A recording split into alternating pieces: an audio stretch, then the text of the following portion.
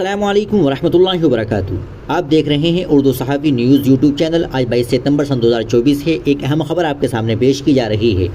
خبر کا عنوان یہ ہے: صفائی مشین چوری معاملہ، اعظم خان اور ان کے بیٹے عبداللہ اعظم کو نہیں ملی راحت، عدالت نے ضمانت عرضی کی خارج۔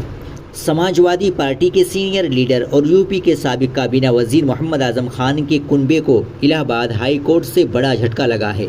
رامپور نگر پالیکا پریشد کی صفائی مشین کو چوری کرا کر اسے جوہر یونیورسٹی میں مٹی میں دفن کیے جانے کے معاملے میں ہائی کورٹ نے اعظم خان اور ان کے بیٹے عبداللہ اعظم کے ساتھ ہی سابق چیئرمین اظہر خان کی ضمانت عرضیوں کو خارج کر دیا۔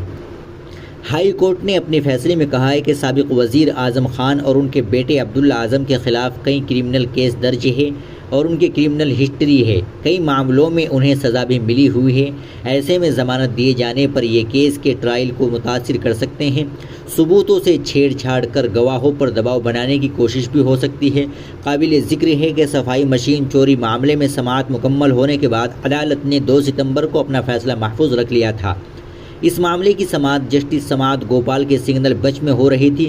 اعظم خان اور ان کے بیٹے کی طرف سے سپریم کورٹ کے سینئر وکیل اور راجیہ سبھا رکن پارلیمنٹ کپل سبل نے بحث کی تھی۔ کپل سبل نے دلیل دی تھی کہ رامپور نگر پالیکا پریشد نے یہ تحریری طور پر دیا ہے کہ ان کے یہاں سن 2014 میں 5 صفائی مشینیں خریدی گئی تھی اور وہ سبھی نگر پالیکا کے پاس محفوظ ہے، کوئی بھی مشین غائب نہیں ہوئی ہے۔ اس کے علاوہ FIR 8 سال بعد درج کیے جانے کو لے کر بھی سوال اٹھائے گئے تھے۔ حالانکہ عدالت نے کپل سبل کی دلیلوں کو منظور نہیں کیا۔ ہائی کورٹ نے ضمانت عرضی خارج کرتے ہوئے ٹرائل کورٹ کو کیس کا نمٹارہ جلدی کرنے کی ہدایت دی ہے۔ ناظرین اکرام، آپ ایسی خبر سے متعلق کیا کہنا چاہتے ہیں؟ کمنٹ باکس میں ضرور بتائیں۔